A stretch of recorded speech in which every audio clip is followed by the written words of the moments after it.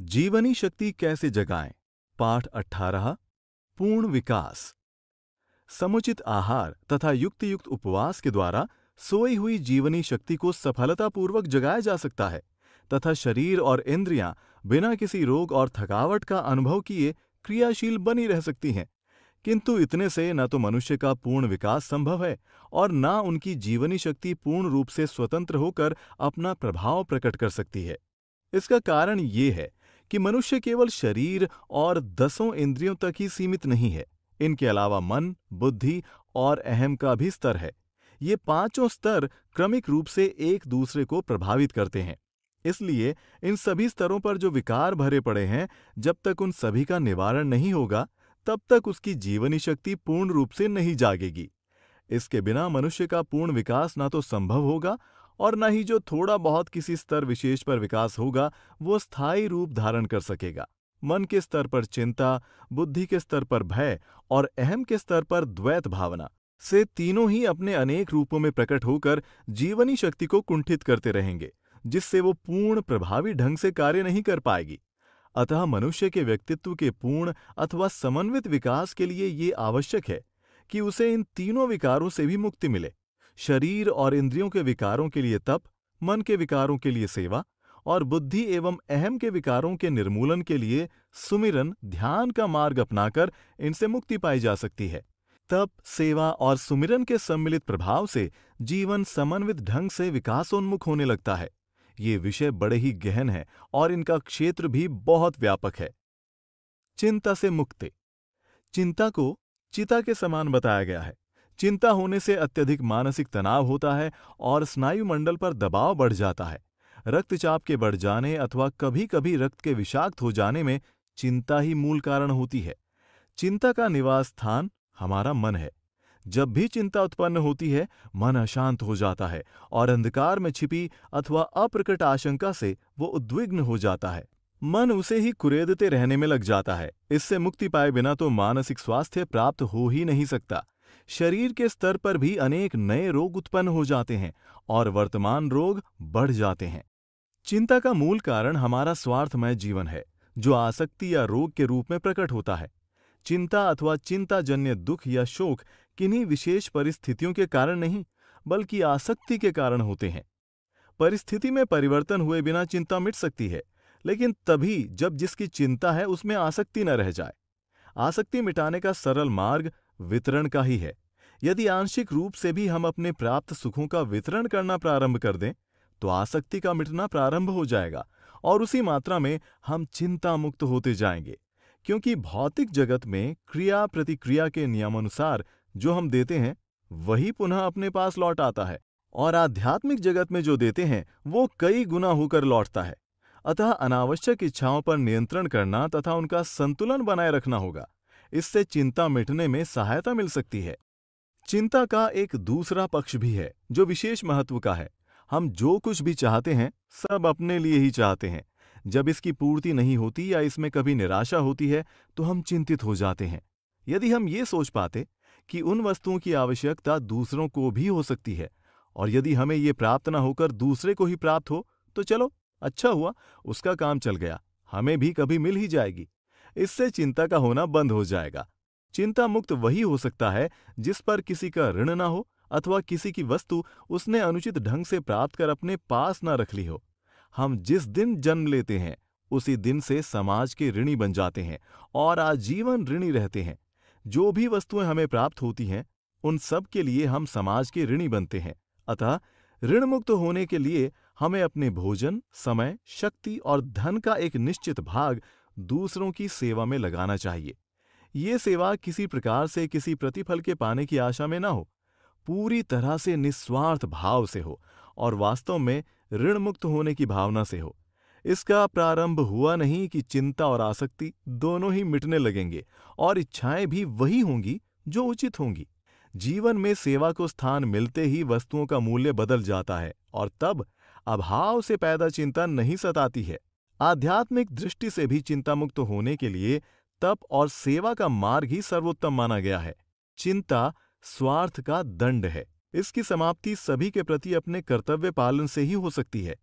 चूंकि भगवान सब में है, इसलिए सभी अपने हुए। उनके प्रति भगवत भावना से हमें अपने कर्तव्य का पालन करना है। जिस परिवार के पालन पोषण की जिम्मेदारी भगवान ने हमें सौंपी है, उसको ठीक से निभाना ही हमारा कर्तव्य है। इस कर्तव्य पालन के लिए भी अपने समय, शक्ति और आय का एक बड़ा भाग 90% इस जिम्मेदारी को निभाने में तथा कम से कम 10% सब में व्याप्त भगवान की सेवा में श्रद्धापूर्वक निकालने में ही कर्तव्य पालन ठीक प्रकार हुआ माना जाएगा। और कर्तव्य का ठीक से पालन होता रहे तो चिंता पास भी नहीं फटकेगी। सेवा भाव के आते ही मन में अनेक दोष जैसे ईर्ष्या, द्वेष, क्रोध और घृणा भी नष्ट हो जाते हैं। इन दोषों के कारण कालांतर में ऐसे रोग उत्पन्न होते हैं जिनके निदान में चिकित्सा विज्ञान अभी सफल नहीं हुआ है। इन विकारों से मन की जो शांति चली जाती है, उसे क्या औषधियों द्वारा वापस बुलाया जा सकता है? भगवान जो सब में विराजमान है, सबके प्रेरक हैं, वही जब अपने हैं तब संसार की कोई घटना, कोई परिस्थिति और भविष्य की कोई बात हमें प्रतिकूल नहीं लगेगी और न चिंता अथवा किसी प्रकार की आशंका का कारण बनेगी। भगवान सर्वव्यापी हैं, सब में उनकी ही सत्ता विद्यमान है। इसलिए जब हम उनके नाते दूसरों की सेवा करेंगे तो ये भगवान की ही सेवा होगी। ये भाव आते ही मन में किसी प्रकार की चिंता बनी नहीं रह सकती। तब वो किसी भी प्रकार का कुप्रभाव जीवनी शक्ति पर नहीं डाल सकेगी।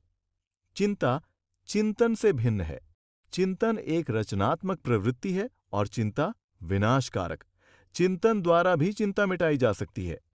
भय एवं वियोग से मुक्ति। बुद्धि के स्तर पर भय भी जीवनी शक्ति पर भारी दबाव डालता है। भय का मूल कारण मैं है। इस भावना के जन्म लेते ही मैं जिस वस्तु को मेरा मान बैठता है अथवा जिससे नाता जोड़ लेता है, उसके न रहने या छिन जाने की कल्पना से भयग्रस्त हो जाता है। पद या सत्ता से हटाए जाने अथवा अपनी मृत्यु की संभावना से भी व्यक्ति भयातुर बना रहता है। इस प्रकार के भय का मूल कारण मनुष्य में द्वैत भावना का होना है। जब मैं और मेरा का भाव उठता है तो स्वभावतः तोर तथा तेरा का भी अस्तित्व मानना पड़ता है। इस द्वैत स्थिति में मैं और मेरा तथा तोर और तेरा के बीच स्वार्थों का संघर्ष अनिवार्य है। जब ऐसा होगा तो दोनों ही पक्ष एक दूसरे से स्वाभाविक रूप से भयग्रस्त रहेंगे। इसलिए भय मिटाने के लिए द्वैत भावना को मिटाना होगा। ये द्वैत भावना माया का ही एक रूप है। श्री रामायण में अरण्य कांड में स्पष्ट शब्दों में भगवान राम के द्वारा ही कहा गया है, मैं अरु मोर तोर तै माया, जेहि बस कीन्हे जीव निकाया। अरण्य कांड 14:2।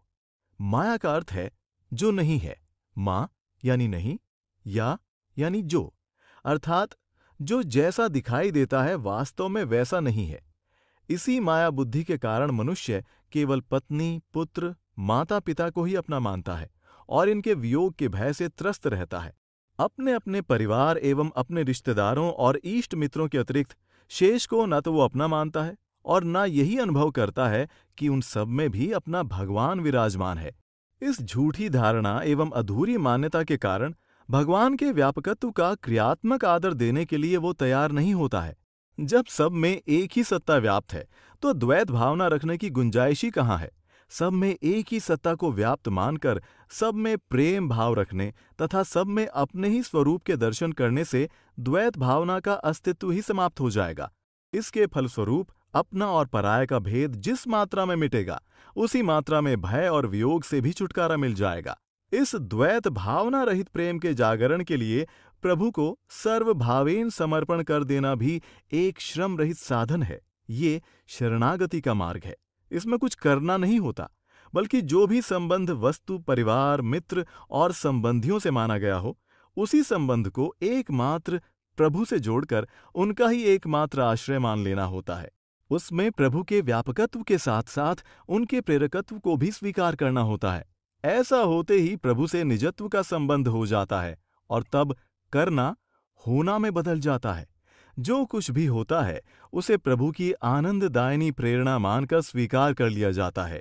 इससे स्वतः ही अपना कर्तापन, अहम, अभिमान, स्वार्थ, भय, मोह तथा क्रोध आदि सभी द्वैतजन्य भावनाएं मिट जाती हैं।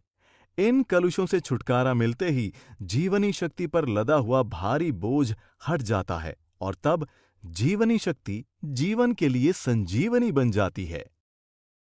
योगी और योग साधना का अध्ययन करें।